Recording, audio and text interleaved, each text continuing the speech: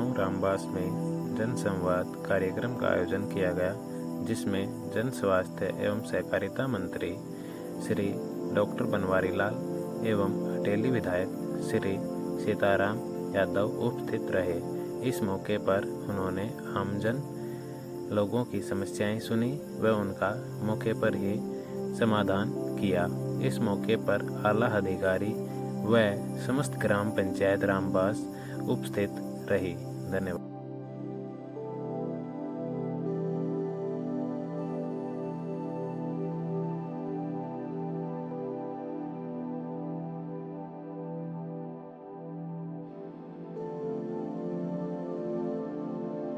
सभी सम्मानित अतिथियों का एसडीएम साहब सुरेंद्र सिंह कमीना, भाई जिला प्रमुख भाई राकेश,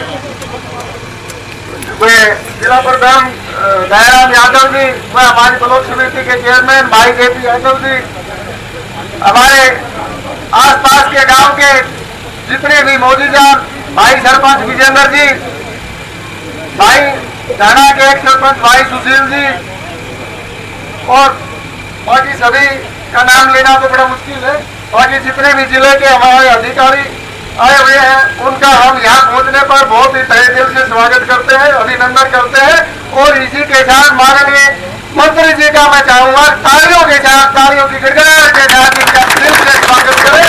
और हमारे विधायक जी को इसलिए भी धन्यवाद देना चाहूंगा कि ये बहुत जल्दी इन्होंने प्रोग्राम यहाँ का था नहीं, बल्कि अपने कोटे से रामबास को ये चांस दिलवाया।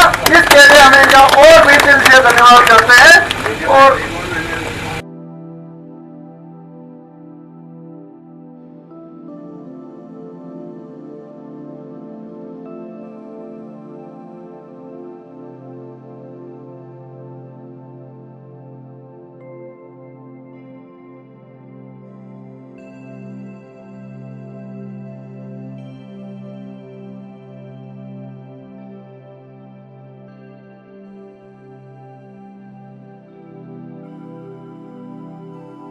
धन्यवाद जी। भारत माता की, भारत माता की। आज रामबास गांव में मोबाइल नंबर धर्मशाला के प्रांगण में इस जनसंवाद कार्यक्रम में हमारे बीच में हरियाणा के जन स्वास्थ्य मंत्री, सहकारिता मंत्री हमारा मुख्य रूप से हमारी समस्याओं को सुनने के लिए पहुंचे। ऐसे हमारे मंत्री श्रीमान बनवारी लाल जी, हमारे जिला के अध्यक्ष श्रीमान दयाराम जी यादव, हमारे जिला के जिला प्रमुख श्रीमान राकेश कुमार जी, सम्मानित मंच और गांव के मेरे पितातुल्य बुजुर्गों, नौजवान साथियों, प्यारे बच्चों, जहां तक मेरी आवाज आ रही माता और बहनों, आप लोगों ने छोटे से कल के संदेश पर आप इतनी भारी संख्या में यहाँ पर पहुंचे, हमारा मान सम्मान किया। मैं आपका हृदय से आभार व्यक्त करता हूँ और आपका धन्यवाद करता हूँ। और मैं माननीय मंत्री जी आपके बीच में आपकी सभी समस्याओं को सुनेंगे। आप अपनी समस्या मंत्री जी के समक्ष रख सकते हैं। और मैं आप लोगों को बताना चाहूंगा कि जो परिवार पहचान पत्र से संबंधित कोई भी समस्या है, जिसकी आय परिवार पहचान पत्र में ज्यादा दर्शाई गई और उसकी वास्तव में कम है, बीपीएल नहीं बना हो, चिरायु कार्ड नहीं बना हो और जिसकी बुढ़ापा पेंशन नहीं बनी हो, उसका हमने 2-3 दिन पहले कनीना में भी एक मेगा कैंप लगाया था। और आने वाले समय में 7 तारीख को हम अटेली में कल महिला महाविद्यालय में एक कैंप लगाएंगे।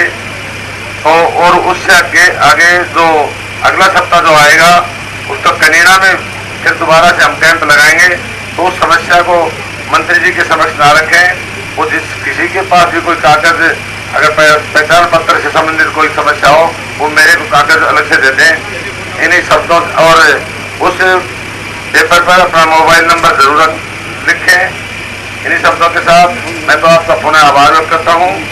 और मंत्री जी से निवेदन करूंगा कि आप लोगों की समस्याएं सुने भी और सरकार द्वारा जो पोर्टल के माध्यम से जो सुविधाएं आम नागरिक को अंत्योदय योजना के तहत जो आम लोगों तक जो सुविधा पहुंचाने का जो सरकार ने काम किया है वो आपको बड़ी विस्तार से बताएंगे। इन्हीं शब्दों के साथ मैं अपना स्थान लेता हूं। आपका बहुत बहुत धन्यवाद मंत्री जी। बहुत ही लोकप्रिय और बहुत ही जुझारू श्री सीताराम यादव जी और हमारे साथ हमारे जिला के अध्यक्ष भाई दयाराम यादव जी, जयप्रकाश चेयरमैन कनीना और हमारे जिला प्रमुख डॉक्टर राकेश जी, सम्मानित मंच और मेरे सामने उपस्थित सभी मान और सम्मान के योग्य बुजुर्गों, माताओं, बहनों, नौजवान साथियों, प्यारे बच्चों और हमारे सभी अधिकारीगण, जैसा कि आपने देखा होगा कि अभी अटेली में मेरे ख्याल 28 हुआ है ना। पिछले महीने जुलाई में माननीय मुख्यमंत्री जी आपके यहाँ विधानसभा में भी जनसंवाद कार्यक्रम करके गए हैं और पूरे प्रदेश के अंदर जनसंवाद कार्यक्रम माननीय मुख्यमंत्री जी का चल रहा है। उसी तर्ज पर सभी मंत्रियों को भी माननीय मुख्यमंत्री जी ने दिशा निर्देश दिए हैं कि हर विधायक, हर मंत्री अपने एक विधानसभा में कम से कम 5 गांव में जाकर के लोगों की शिकायत सुने। तो आज मेरा सुबह से अटेली विधानसभा का दौरा चल रहा है और अभी ये चौथा गांव है इस प्रोग्राम के तहत। और जहाँ जहाँ भी जिस तरह से माननीय मुख्यमंत्री जी ने आप लोगों की समस्याएं सुनी और जो भी आपकी डिमांड माननीय मुख्यमंत्री जी को आपने दिया, वो सारी मांगे माननीय मुख्यमंत्री जी ने एक जनसंवाद पोर्टल नया शुरू किया है। उस जनसंवाद पोर्टल के ऊपर आप सब लोगों की डिमांड डाउनलोड हो जाएंगी और उसके बाद नीचे जो हमारे अधिकारी हैं या जो संबंधित विभाग है उनके पास वो समस्याएं जो भी आपकी डिमांड वो आ जाएंगी और उसके बाद आपकी सारी जो समस्याएं जो भी मांगे पूरी करने का काम हम करेंगे। तो सरकारों में जो भारतीय जनता पार्टी की सरकार है, एक व्यवस्था परिवर्तन का काम किया, चाहे वो केंद्र की सरकार हो चाहे प्रदेश की सरकार हो। और आपने 2 बार लगातार केंद्र में भी बहुमत की सरकार बनाई है और प्रदेश में भी भारतीय जनता पार्टी की सरकार बनाई। और पहले की सरकारों में आपने देखा होगा कि पहले जहां का मुख्यमंत्री होता था वहीं के विकास कार्य होते थे, वहीं के बच्चे नौकरी लगते थे। लेकिन इस सरकार में माननीय मनोहर लाल जी के नेतृत्व में सबका साथ, सबका विकास, बिना भेदभाव के, बिना इलाकावाद के, बिना भ्रष्टाचार के और एक अंत्योदय के सिद्धांत पर जिस तरह से हमारी सरकार काम कर रही है आप सब लोगों के सामने, चाहे वो बिजली का महकमा हो, चाहे वो पानी का हो, चाहे वो शिक्षा का हो, चाहे स्वास्थ्य का हो, सभी महकमों में अच्छा काम हो रहा है। और आपने देखा होगा कि पहले नारनौल से रेवाड़ी या रेवाड़ी से या आपका नारनौल से महेंद्रगढ़ दादरी आप जाते थे तो सड़कें कम, गड्ढे ज़्यादा होते थे। और आज आप देखते हो चारों तरफ कितने अच्छे अच्छे रोड हैं। और जो कनेक्टिविटी होती है ना, वो विकास का एक सिंबल होता है। जहाँ अच्छी कनेक्टिविटी होगी वहीं पे विकास होगा। विकास के लिए 2-4 चीज़ें बहुत ज़रूरी हैं। वहाँ की सड़कें अच्छी होनी चाहिए, आने जाने का ट्रांसपोर्ट अच्छा हो तो हर आदमी वहाँ अपनी फैक्ट्री भी लगाएगा और धंधा भी करेगा। इसी तरह वो पानी की सप्लाई अच्छी होनी चाहिए। आप पिछली सरकारों में यहाँ पानी की बहुत कमी थी, लेकिन भारतीय जनता पार्टी की सरकार बनते ही 2014 में यहाँ टेल तक पहुँचाने का काम हमारी सरकार ने किया, माननीय मनोहर लाल जी की सरकार ने किया। और जो पीने के पानी है वो भी सभी को कनाल बेस से जोड़ा। और जिस तरह से देश के प्रधानमंत्री नरेंद्र भाई मोदी जी का जल जीवन मिशन जो चल रहा है पूरे देश के अंदर, हर घर नल से जल, ऐसा कोई घर हरियाणा में नहीं बचेगा, पूरे देश में नहीं बचेगा। लेकिन हरियाणा एक ऐसा प्रदेश है जो इस टारगेट को 2022 में ही पूरा कर चुका है, हर घर नल से जल। तो ये जो मूलभूत सुविधाएं हैं, ये पहले की सरकारों में तो जहां राजनीतिक दबाव, राजनीतिक प्रभाव होता था, उन्हीं लोगों तक सीमित रह जाती थी, लेकिन इस सरकार में ऐसा नहीं है। और जो बहुत सी योजनाएं हैं जो मुख्यमंत्री जी चाहते हैं कि भाई समाज के अंदर जो गरीब से गरीब आदमी है उस तक भी हमारी जितनी भी योजनाएं उनका लाभ पहुंचे। और जो ये ऑनलाइन सर्विस की है, इस ऑनलाइन का जो फायदा सबसे ज्यादा गरीब आदमी को हुआ है। वो क्यों हुआ है कि हम सब लोग यहाँ पुराने भी बैठे हैं, जब हम पढ़ते थे तो हमें कोई डोमिसाइल सर्टिफिकेट बनाना है, कोई इनकम सर्टिफिकेट बनवानी है, या कास्ट सर्टिफिकेट बनवाना है, या किसान को अपनी दस्तावेज निकालने, जमीन की कागजात निकालने हैं, तो हम कभी तहसील में चक्कर काटते थे, कभी एसडीएम के ऑफिस में चक्कर काटते थे, लेकिन कभी पटवारी नहीं मिलता था, कभी गिरदावर नहीं मिलता था, कभी एसडीएम नहीं मिलता था, और लोग थक हार के बैठ जाया करते। आज ऑनलाइन होने की वजह से आपको ये कोई भी डॉक्यूमेंट जो मैं बता रहा हूँ, आप घर बैठे कंप्यूटर में निकाल सकते हो ना, कहीं जाना तो नहीं पड़ता ना। तो एक गरीब आदमी अगर एक हफ्ते दफ्तरों के चक्कर काटेगा तो उसकी दिहाड़ी गई, किराया भाड़ा लग गया, परेशानी होगी वो फ्री की। तो ये इन चीज़ों से छुटकारा इस पोर्टल की वजह से ही मिल पाया है। दूसरा, पेंशन ले रहे होंगे कई बुजुर्ग लोग, पहले से ही ले रहे हैं, कांग्रेस की सरकार में भी ले रहे होंगे, लेकिन कांग्रेस की सरकार में 700 रुपये पेंशन मिलती थी, पूरी मेरे ख्याल से किसी की जेब में नहीं गई होगी कभी भी। 700 रुपये कभी किसी ने नहीं लिए होंगे, और कईयों की तो सरपंच खा जाता था, और कोई खा जाता था, कोई अधिकारी खा जाता था। आज 2750 रुपये पेंशन सरकार दे रही है, और 2750 ही आपके खाते में आएंगे, एक नया पैसा इधर उधर नहीं हो सकता। तो इसका फायदा हुआ कि नहीं हुआ पोर्टल का? आपके बच्चों का स्टाइफंड है, आपके किसान सम्मान निधि है, ये सारी चीजें आज देश का प्रधानमंत्री नरेंद्र भाई मोदी वहां से बटन दबाता है और सीधे आपके किसान सम्मान निधि आपके खाते में आ जाती, कहीं आपको जाना नहीं पड़ता। इसी तरह और दूसरी योजनाएं हैं। आज आपकी पेंशन है, 60 साल होते ही आपको घर बैठे आपकी पेंशन बढ़ जाती है। आपका राशन कार्ड अगर आपकी 1,80,000 से कम इनकम है तो आपका बीपीएल कार्ड बन जाता है। आयुष्मान भारत की योजना है, अगर आप बीपीएल में हैं तो आपका आयुष्मान भारत का कार्ड बन जाएगा, और एक परिवार को 5 लाख रुपए तक की जो सहूलियत है गरीब आदमी के लिए, तो बहुत बड़ी मदद है 5 लाख रुपए की। अगर किसी गरीब आदमी के रात को कोई अटैक आ जाए, कोई अपेंडिक्स की बीमारी आ जाए, या कोई और बीमारी आ जाए, तो वो अपना इलाज कराने के लिए सुबह तक पैसे का इंतजाम करता है, इतने तो भगवान को प्यारा हो जाता था। लेकिन देश के प्रधानमंत्री जी ने एक ऐसी योजना बनाई जो पूरी दुनिया में, मेरे ख्याल से भारत में और किसी देश में नहीं है, कि मेरा नागरिक पैसे के अभाव में जान ना गवाए। तो ये योजना आयुष्मान भारत की योजना वो लेके आए। दूसरा, किसानों का मुआवजा है। आजकल क्षतिपूर्ति पोर्टल खोल रखा है, जो भी नुकसान हुआ भर दो भाई। पहले की सरकारों ने कभी मुआवजा दिया? आज जब से मैं तो एक कहता हूँ, जब से हमारी 2014 से सरकार बनी है, हर साल मेरे ख्याल से हर फसल का मुआवजा सरकार देती आ रही है ना। ऐसा मत कहो, एक आधी फसल कर रहे हो मेरे को पता है, लेकिन अब तक तो ले रहे हो ना। एक बताओ किसी कार्ड बन रहा है, एक मुआवजा ना मतलब एक जो इस कंपनी से करवा रहे, हाँ उसकी बता रहा हूँ, उसी की बता रहा हूँ, मेरे को पता है जो आप बता रहे हो, मैं बता देता हूँ आपको। जो आपने कह रहे हैं क्षतिपूर्ति वाला सरकार देती है, वो मिल रहा है ना, दोनों क्यों कह रहे हो ना मिल रहा? तो उसकी बता रहा हूँ, बैठ जाओ, छोड़ दे।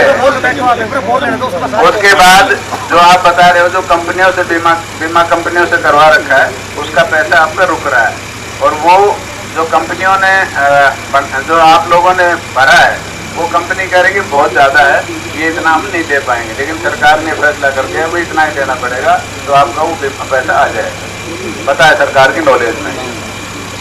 लेकिन मैं राजस्थान आपके पड़ोस में ही है, राजस्थान वाले कितना बाजरा खरीदते हैं, कितने वही MSP देते हैं, लेकिन वो आके शोर पंजाब वाले कितना देते हैं, शोर मचाते हैं हरियाणा में किसानों का भाई मुआवजा नहीं मिला, किसानों को एमएसपी पर रेट नहीं मिलता।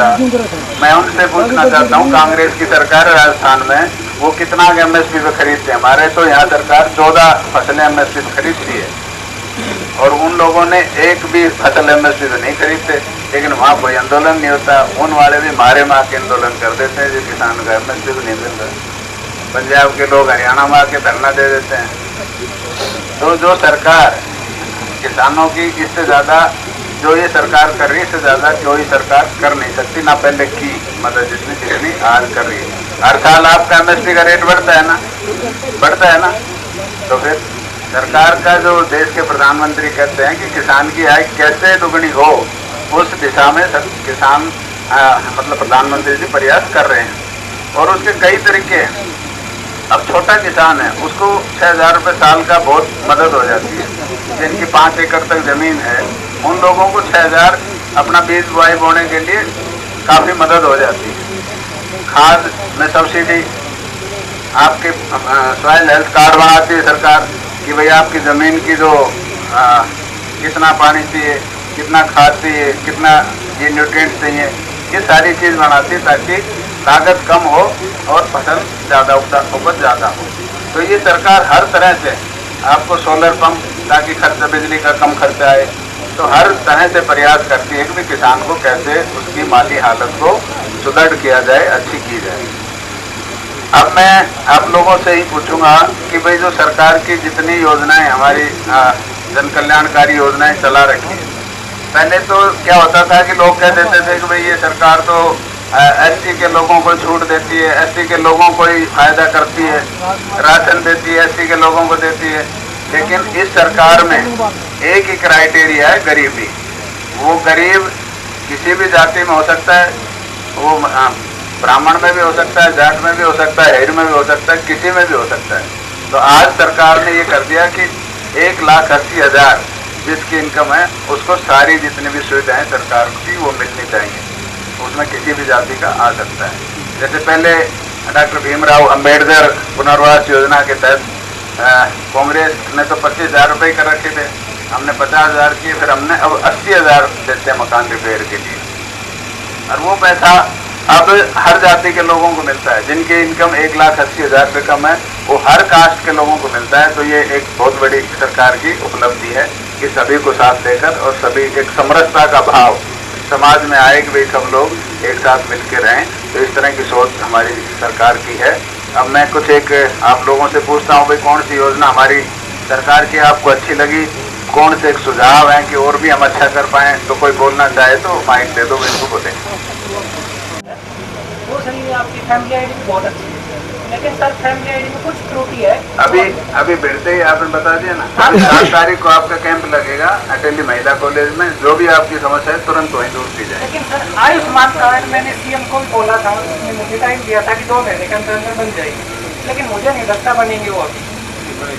ऐसा कुछ टेक्निकल कुछ कमियां हो जाती है, उसमें समय लग जाता है। वो 1 साल हो गई, शायद जनवरी से ऐसा चल रहा है कि बन जाएंगे लेकिन अभी तक बनेगी। चलो आप 7 तारीख को आना। दूसरा सर आपकी ग्राम पोर्टल है, उसमें हम बहुत सारी ग्रीवेंस लगाते हैं, लेकिन ग्रीवेंस सीएम में जाती है, नागौर डिस्ट्रिक्ट के पास आती है, जब कन्वीनर जब आती है, लाइक मेरी ग्रीवेंस है वो बीडीपीओ के पास है 1 महीने, लेकिन कोई रिप्लाई नहीं आती। और ऐसे हमने बहुत ग्रीवेंस सीएम को भी लगाई थी, वो कभी तहसीलदार के पास जाती है तो भी कोई सुनवाई नहीं होती, कहते हैं कि हम पे प्रेशर डालते हैं। लेकिन मुझे ऐसा लगता नहीं कि हम प्रेशर डालते हैं, हमारी सुनना चाहिए और हमें फीडबैक मिलना चाहिए। हाँ सीएम ने तो कौन बीडीओ बीडीपीओ मुँह का कहना लगा ले भैया। हाँ जी बताओ क्या सर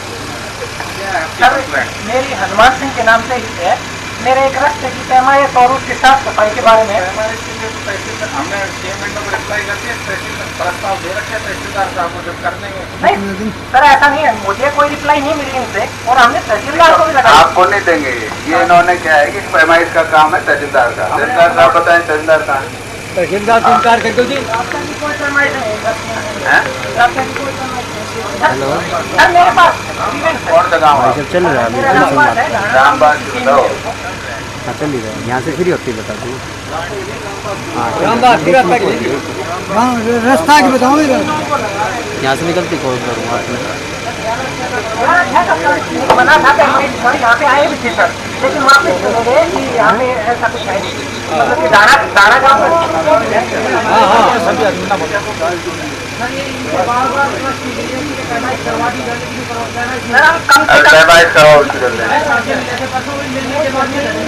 एक मिनट करने दे।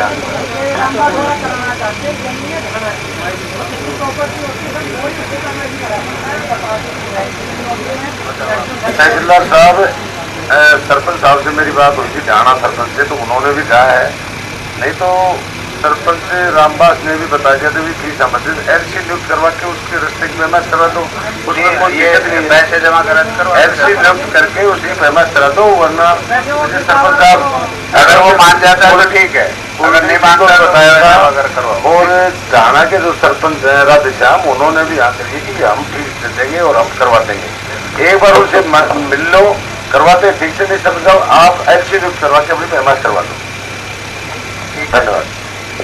और बताओ। ना तो राशन कार्ड बन रहा, ना आयुष्मान कार्ड रहा, और ना इतना में मेरी इनकम वेरीफाई हो रही, और मुझे 7 महीने हो गए चक्कर काटते। अकेला है क्या? हाँ जी।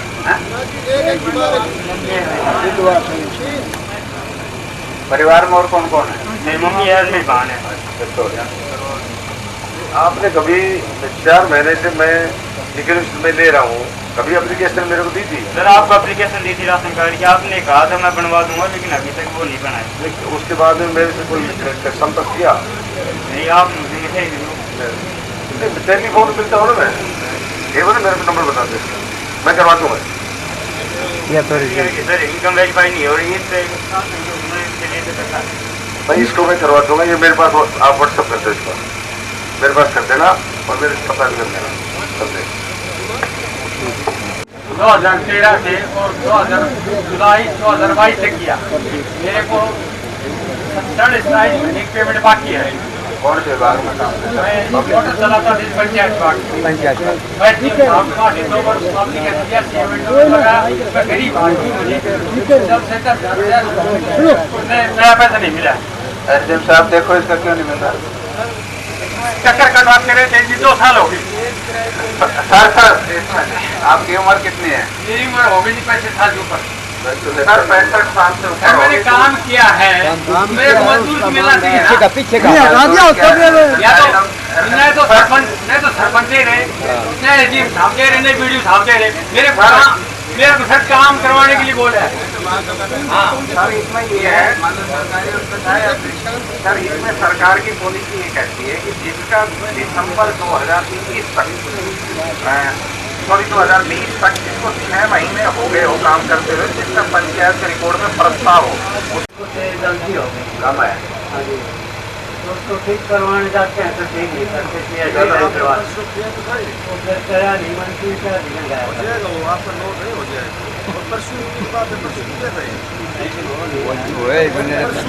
परसों 2 दिन तो छुट्टी है, हो जाएगा हो जाएगा। मेन समस्या है और वो करंट है, एक विधवा औरत थी और वो उसका एक ही बच्चा था और वो विधवा हुई जब ही पैदा हुआ 3 महीने अब आगे मेरे पास हो, आपके आगे कृपया उसके कम से कम 5 लाख रुपया आगे वो भेजेंगे मुख्यमंत्री के पास। हाँ, धन्यवाद। अब हरिजन बस्ती के अंदर एक पॉन्ड बनाया जा रहा है, तो उसके अंदर क्या है ना कि बस्ती के बीच में वो पास पड़ता है, तो भी हम चाहते हैं कि वो दूसरी तरफ बनाया जाए। अभी वो इंक्रोचमेंट के कारण वो जेसीबी वगैरह चला रखी है, तो उस काम को थोड़ी देर रुकवाया जाए और उस तरफ जो दूसरी तरफ है, मतलब जहाँ मेन समस्या है उस तरफ काम नहीं किया जा रहा, बल्कि आदि अम्बेडकर भवन के पीछे बनवाना था, लेकिन वो बना रहा है बस्ती की तरफ, ये गोबला साइड की तरफ। और वीडियो कौन पर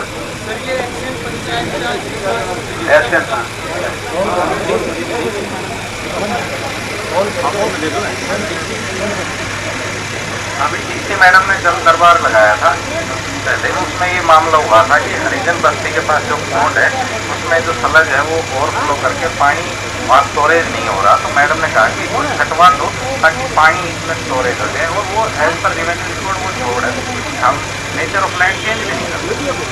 अगर मान लो वो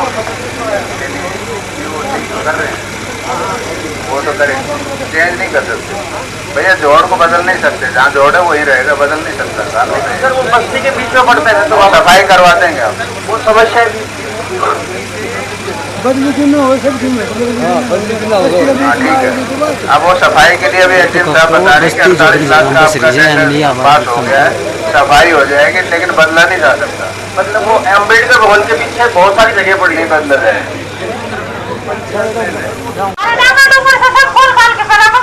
सफाई वहाँ होगी जो गरीब आदमी की मोहल्ला पार के सारा तरफ फेंक दो हमने उसको बदला जमा दिवा दे, हम अपनी झोपड़ी उठा के लेंगे।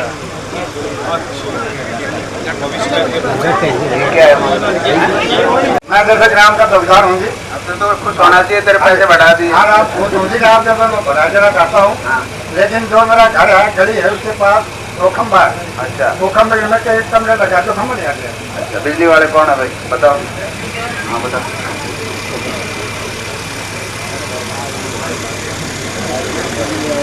बोल बोल वो बोल देंगे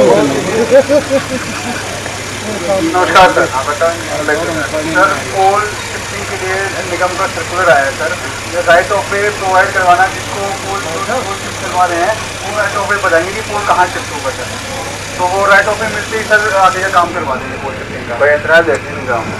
नहीं सर एतराज नहीं है, ये रास्ता आप मान लो एतराज है, दिक्कत है, नहीं तो कर दो साइड में कहीं सर। गलत सर तो जो निगम का सर्कुलर आया है ना, उसमें डिपॉजिट एस्टिमेट बनता है सर, और पोल शिफ्टिंग की कॉस्ट जमा होती है सर। हाँ ये बताओ फिर आप असली बात बताओ ना।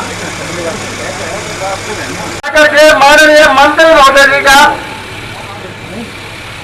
सम्मान की प्रतीक ये पगड़ी हमारे गांव की तरफ से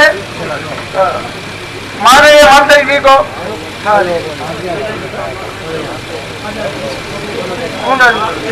भाई हेलो राजेंद्र सरोफ छेलूराम भी, राजेंद्र सरोफ छेलूराम भी। हाँ आप सारे अलग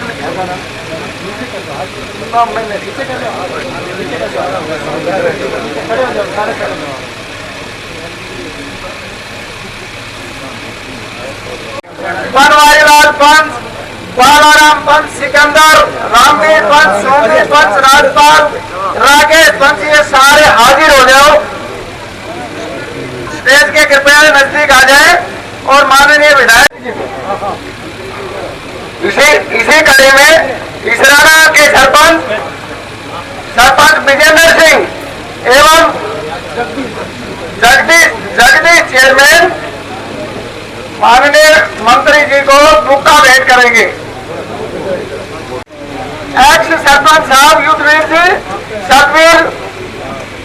सतवीर सरोफ अमर सिंह भाई अगली कड़ी में